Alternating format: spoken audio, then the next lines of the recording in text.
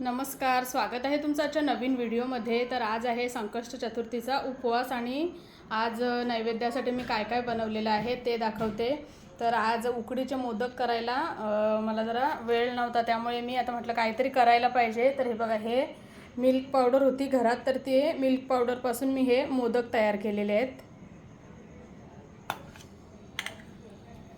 आणि इकडे केलेली आहे आज मटकी, आणि त्यामध्ये मी लाल भोपळा घालून ही अशी भाजी केलेली आहे मटकीची।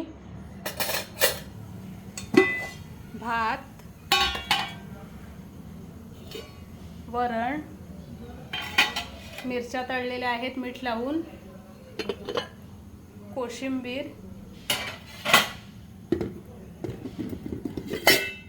पापड, आणि वरण भातावर घेण्यासाठी तूप आहे, घरचं तूप आहे हे, आणि तुमची सगळ्यांची आवडती ही बरणी आणि आपलं लोणचं।